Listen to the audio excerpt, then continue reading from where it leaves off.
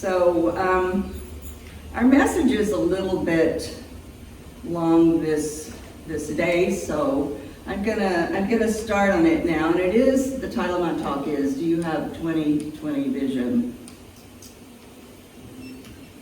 And we all had a good holiday, right? Everybody have a good holiday?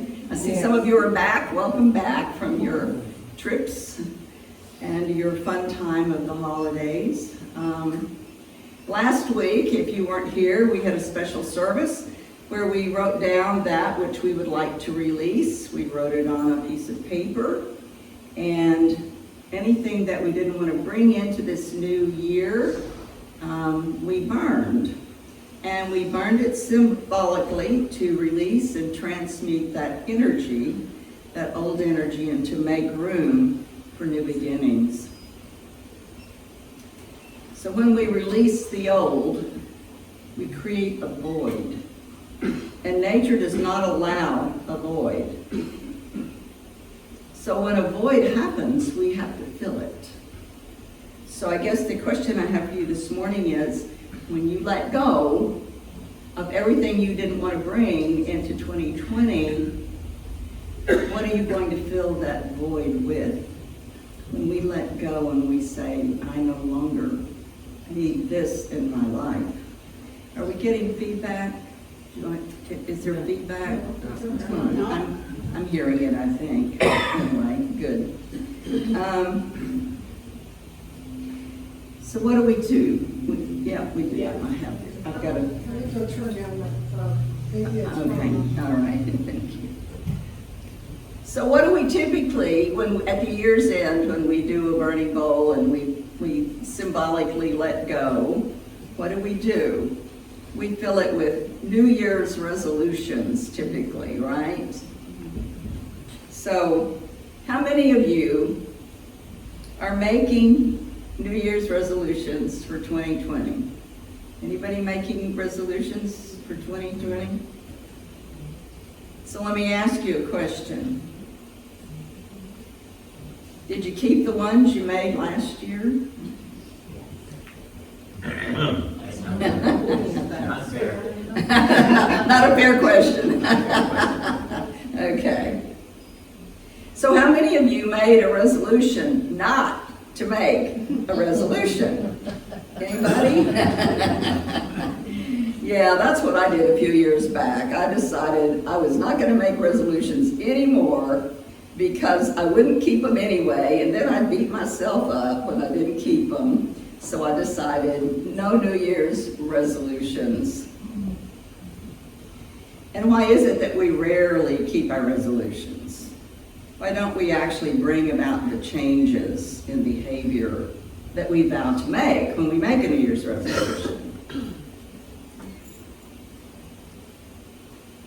It's probably because we never expected to, at some level in our consciousness, when we made them, we probably never expected to keep them.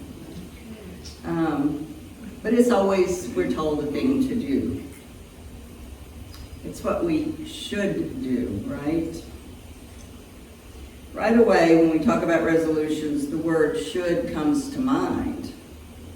And with it comes a connotation of rules. Rules and regulations. Usually rules are depriving ourselves of something we enjoy. Think about your resolutions. Isn't that usually what they are? There's something we enjoy or something that we are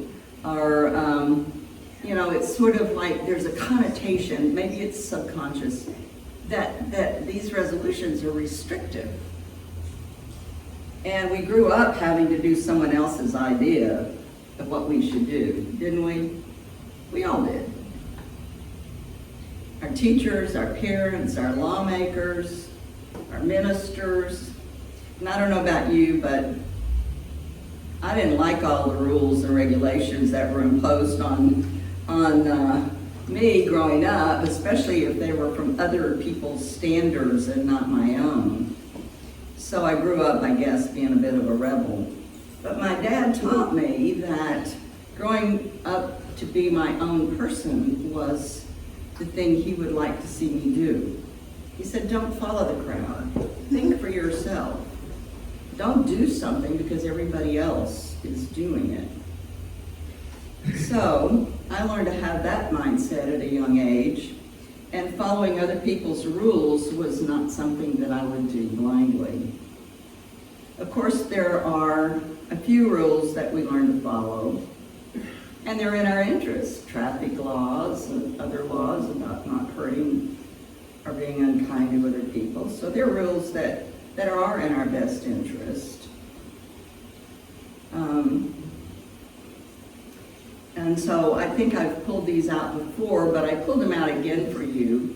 When I was going to ministerial school years ago, one of my congregants in Houston sent me a list of New Year's resolutions that had been written by a college student, and she sent them to me at the school.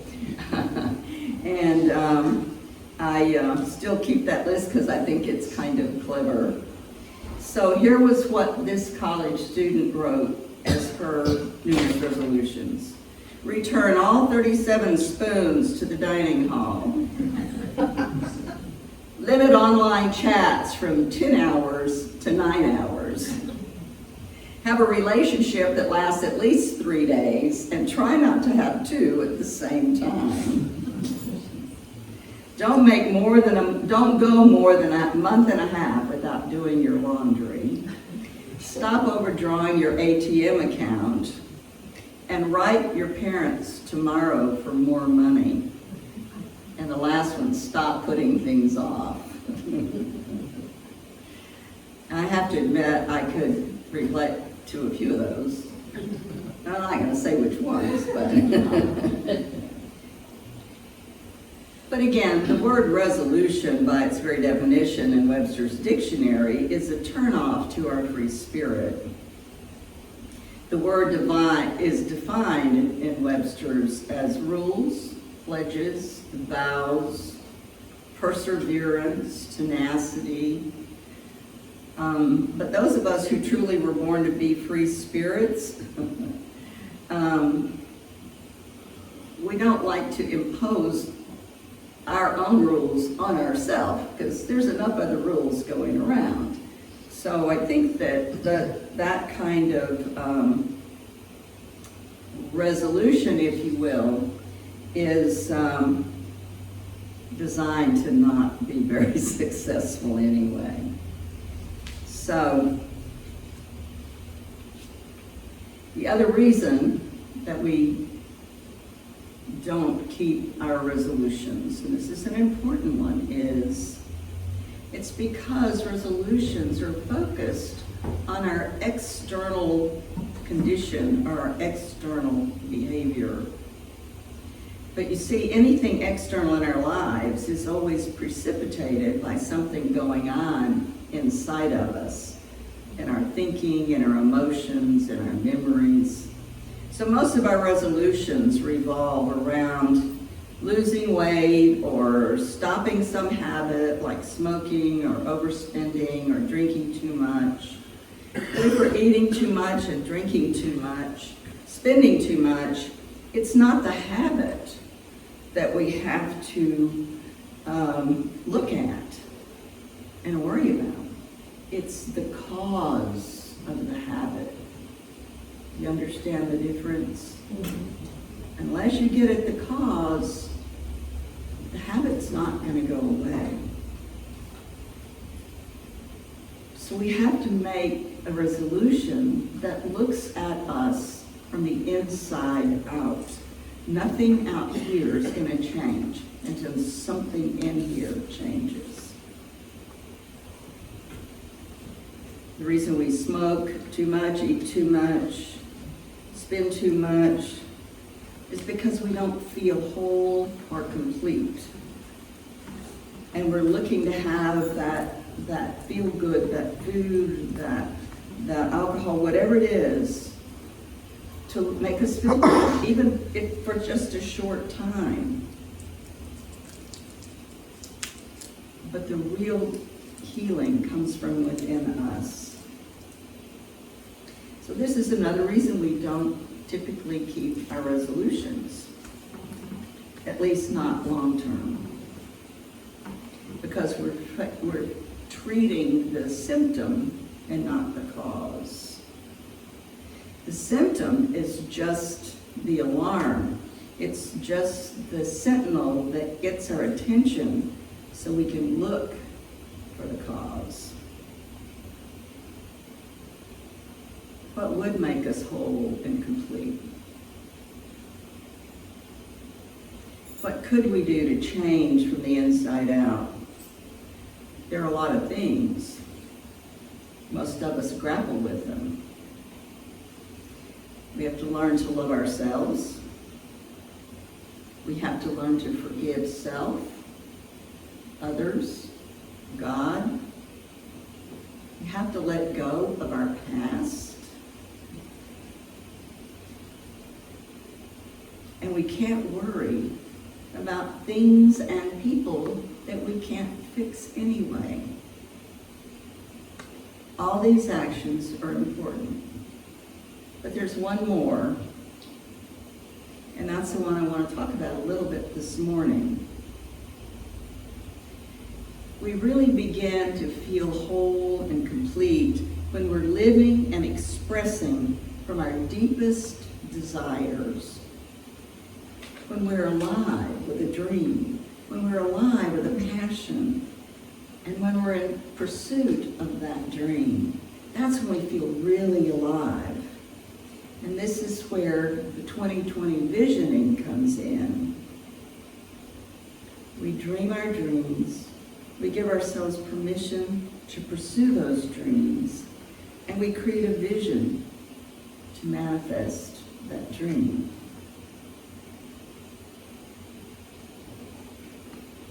So what I'm proposing to you today is to look at forging new beginnings for yourself by making a different kind of list this year, a new kind of list.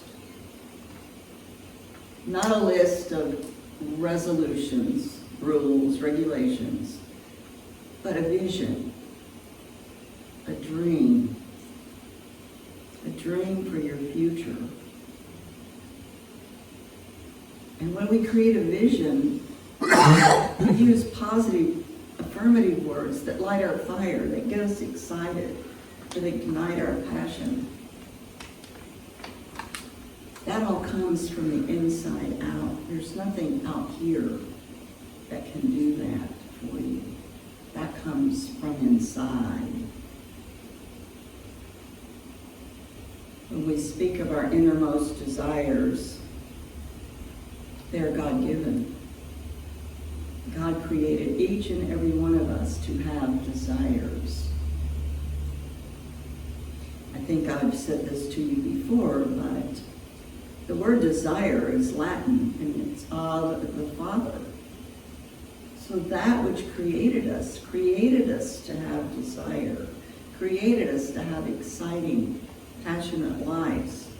It's how the world evolves.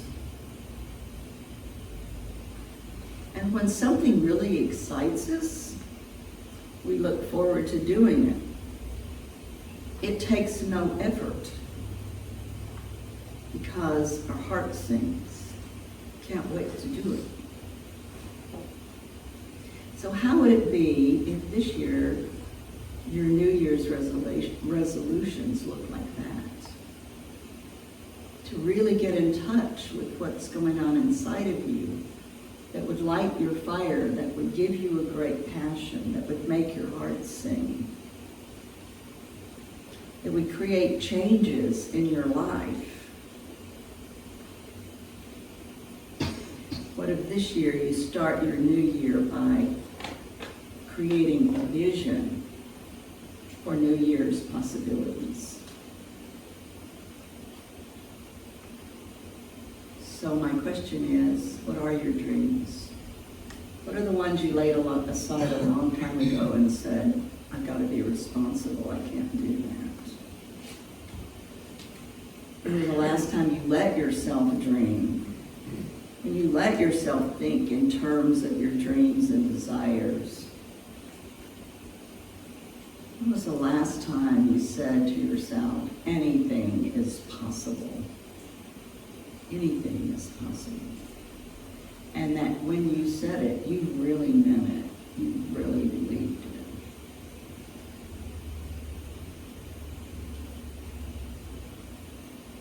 So what would stand in the way of us doing that? I know right now, every one of you are saying to yourselves all the reasons you can't do that. I'm too old. I don't know what my dream is. I don't remember my deepest desires. It's too late. I'm not talented enough. I have responsibilities. My dream won't make me any money. And one that I heard lots and lots of times in my counseling in Houston: will my loved ones still love me? Will they approve of what I want to do if I do something that's just for me? We all have these considerations. Over the years, as I pursued dreams, I had some of those same considerations myself. And the people I've taught over the years certainly had them, and they would come to me to talk about it. But what I want to say to you this morning, none of those considerations are the truth. That's not how it works. None of those considerations that you may be thinking right now have any power over you except the power you give it. You know there's a greater power in the universe. You know it's at work all the time, and you know it's in you and me. We're told that throughout the Bible. Jesus said, "These things I do, greater things than these will you do." We were born to do great things. And yet, think about how we were raised. We were raised in environments where we were socialized, civilized, easy to manage. Creativity was not rewarded in schools. We didn't get excited about lifelong learning. Most of us couldn't wait to get out of school and never go back.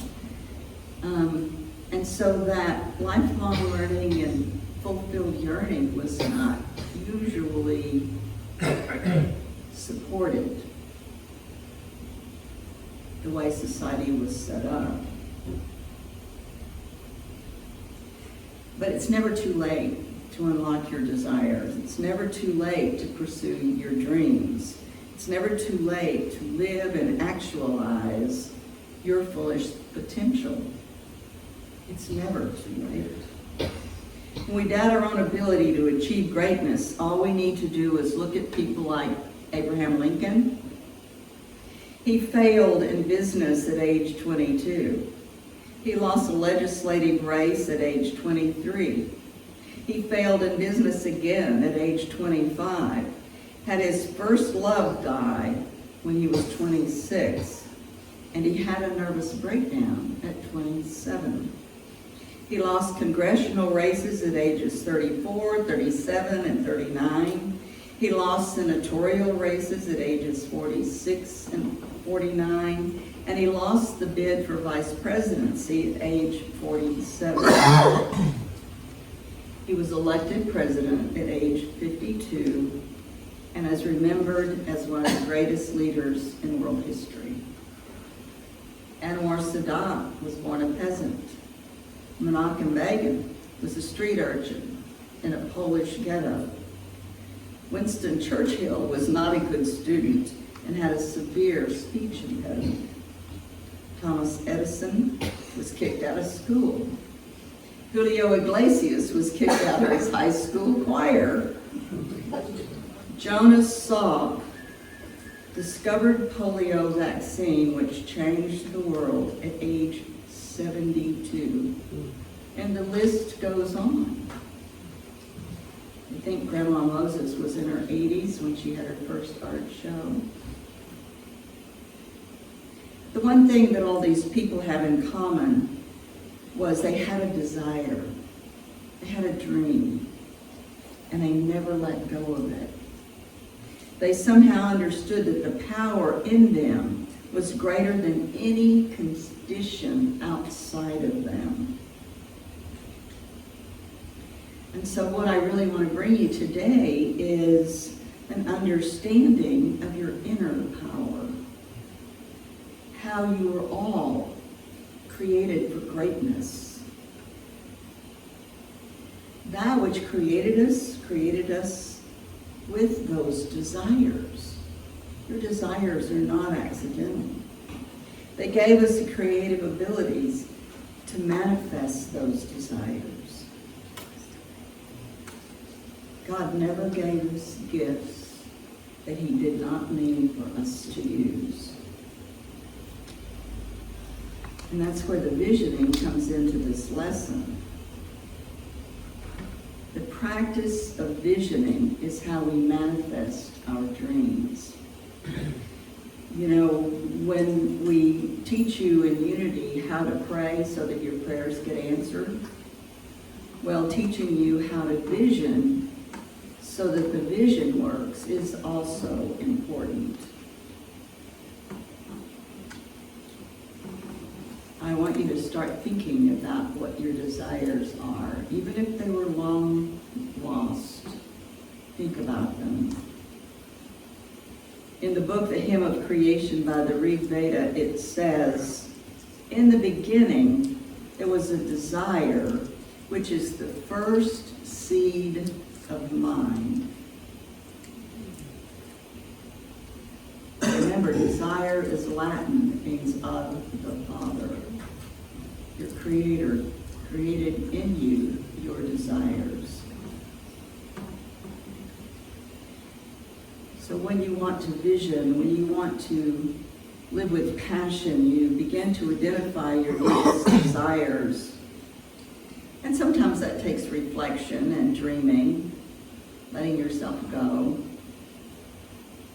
Because most of us gave up on our dreams when we became responsible adults. How many of you are responsible adults?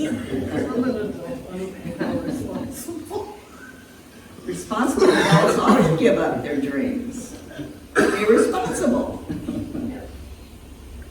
But you see, our dreams never give up on us.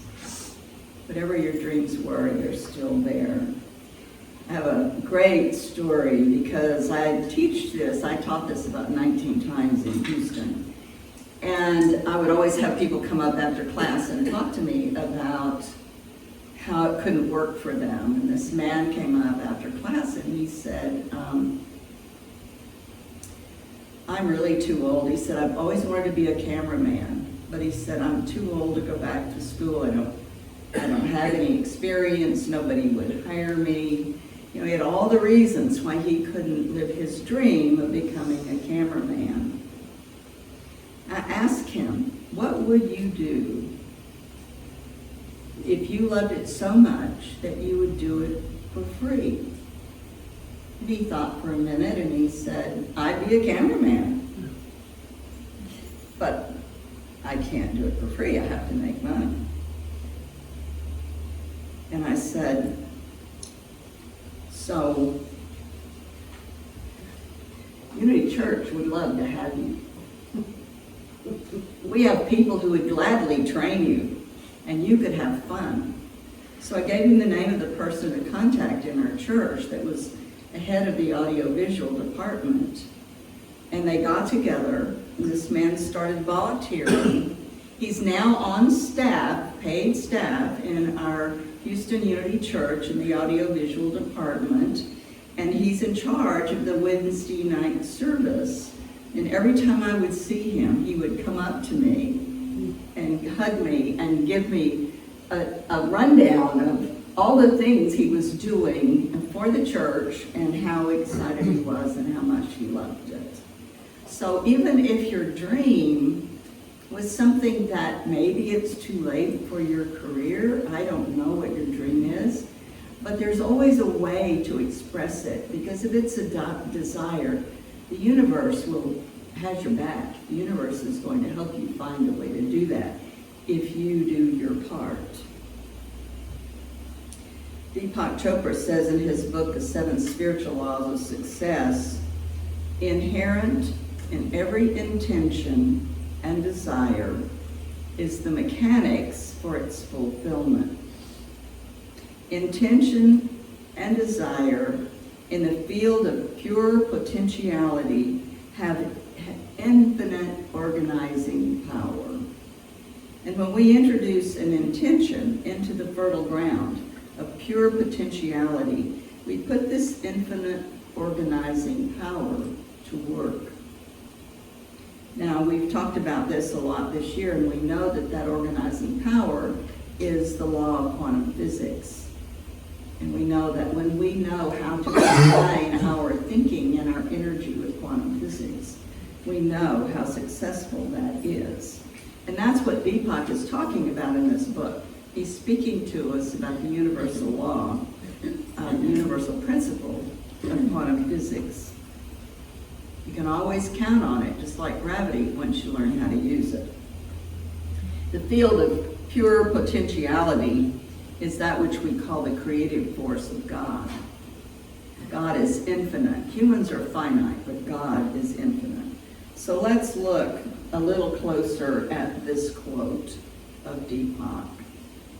We humans invite the intention. We have the intention, and we have the desire. So the intention comes from us, and the desire comes from us. The pure potentiality is the creator, is God, whatever you choose to call it in your life. Mechanics for fulfillment, that's when all the things work together for good.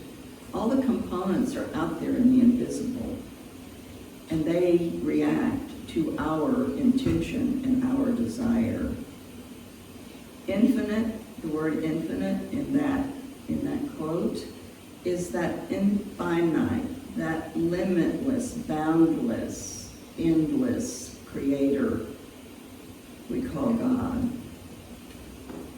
Organizing power is ability, capability, and competence.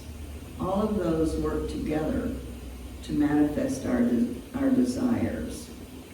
So I'm going to say it again because it's incredibly important. It's a powerful piece of information. When you understand how to partner with the law of quantum physics by visioning and manifesting your desires. Inherent in every intention and desire is the mechanics for its fulfillment. Intention and desire in the field of pure potentiality has infinite organizing power. And when we introduce an intention into the fertile ground of pure potentiality, we put this infinite organizing power to work. We partner with the universe. We partner with God. We are co-creators with that which created us. And when you follow this little formula that Deepak is talking about, your desire has to be realized because you've coupled your intention with the infinite organizing power of the universe. I'd like to read a quote to you written many years before Deepak Chopra. It was written by a man named W.N. Murray. He speaks of the inevitable results of declaring our intention. W.N. Murray had a burning desire to climb Mount Everest, but he didn't have the money for the trip. It was quite expensive, and he didn't have the money to buy the guides, to pay the guides, and he'd never climbed such a treacherous mountain, so he needed good guides. He visioned with intention, and over time the money came. It came through a sponsor, and he climbed that mountain. While he was creating his vision, he had setbacks, but one day he went out and he shook his fist at that mountain and he declared, "You are not getting any bigger, but I am." Later, after he manifested the money and the dream and the climb, he wrote this quote: "Until one is committed, there's hesitancy, the chance to draw back. Yet concerning all acts of creation, there is one elementary truth. The ignorance of this truth kills countless ideas and splendid dreams. The truth is that the moment one definitely commits oneself, then providence moves too. All sorts of things occur to help one that would not have otherwise occurred. A whole stream of events issues from the decision to commit, raising in one's favor all manner of unforeseen incidents and meetings and material assistance, which no man could have dreamt would come his way." He could say that with great authority because it had actually happened to him. If you're thinking about manifesting your dream, W.M. Murray's quote is a great one to have, to remind yourself every day. Because what we are talking about here is the law of intention and the law of desire. But see, what holds us back is we don't know it's a law. We don't know how to operate within this law to get our desired results consistently, because we don't realize that it's a law as consistent and dependable as the law of gravity.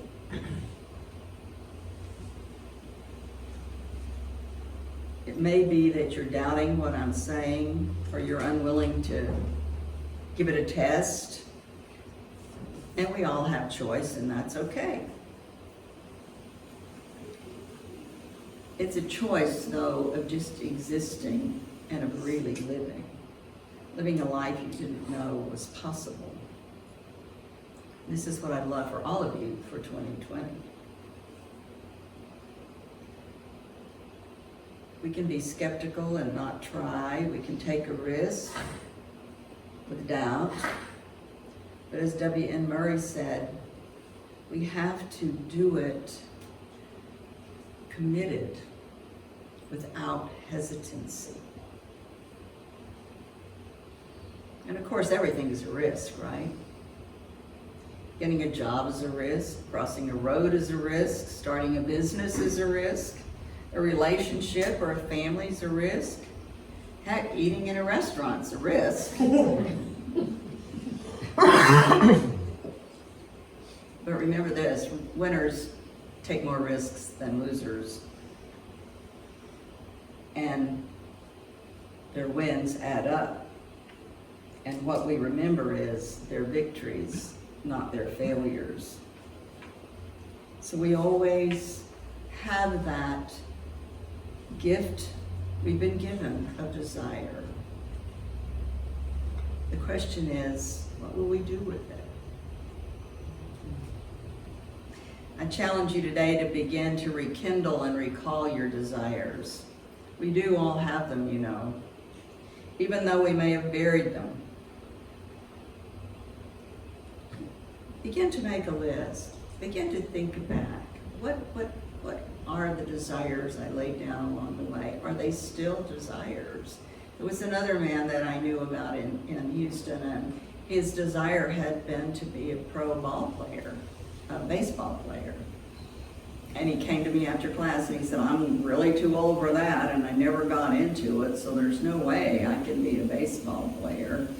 And I said, "But what could you do around the game of baseball that would light your fire?" And he realized he could be a statistician, and he ended up getting some sort of job. I don't know enough about baseball to know about that. but he ended up actually being in that field of baseball because it had been a desire of his. And even though he had to lay down part of that desire, he was able to pick up another piece of it. So begin to think about the things that maybe you laid aside along your way, and the things that you thought you would love to do, but it seemed risky, or you didn't think you were educated enough, or whatever your doubts were. Start to make a list of your dreams and your desires, not your resolutions, and do so with intention. Don't tell yourself it won't work. Begin to tell yourself, I got this. The universe has my back. I can do this. Because anything that anybody else can do, you can do. I know when I decided, I kept hearing this voice about going to ministerial school, and I had all the arguments. I'm too old. I can't. I don't have the money. You know, and I gave myself all those arguments for 4 years, and finally I realized that that desire was not going to go away. I might as well look into it. But once I quit hesitating and quit giving myself all these excuses, the doors opened so fast I couldn't even get there in time, almost. So, you know, it's about our looking at what would give us passion in life, what would make our hearts sing every day when we wake up. And sometimes we just say, oh, that's not possible. It is possible. It's been in you, it was God-given in you. And I know that a lot of you in this room right now are living your dream. That's why you live in Rockport. You live here because you choose to live here. You travel because you love to travel. So a lot of you are living your dream already, and I get that. Just ask yourself if there's something else, some other layer that you haven't pursued yet. And learn how to vision. Till the day we die, learning how to vision in a way that our vision is manifest in our lives is a priceless thing to learn. And I'm going to be starting a class on visioning. I'm going to be doing this on Sundays, starting January 26th, from 12:30 to 2:30. You can bring a brown bag lunch, or you can go grab a sandwich and come back. But we're going to learn how to vision and how not to. There's ways to do it that are keys to your success. It's a 7-week class. The materials are $49. And the materials consist of 7 CDs, a workbook, a journal booklet, and a book written by Raymond Hollywell titled Working with the Law. And we're going to learn how to work with that law, the law of quantum physics. I hope all of you sign up for it. I've put a sign-up sheet in the back of the room and the little table on the foyer as you exit, and I would love for you to sign up for this class because it is a life changer. And I've also put a piece on that paper that if you simply cannot do Sundays and you would like a different day, if you'll write that on there, we'll create this class to work for everybody. Whether I have to do it twice a week or whatever, but let me know when it works for you. Because remember this, whatever you can do or dream you can, begin it. Boldness has genius and power and magic in it. Happy New Year.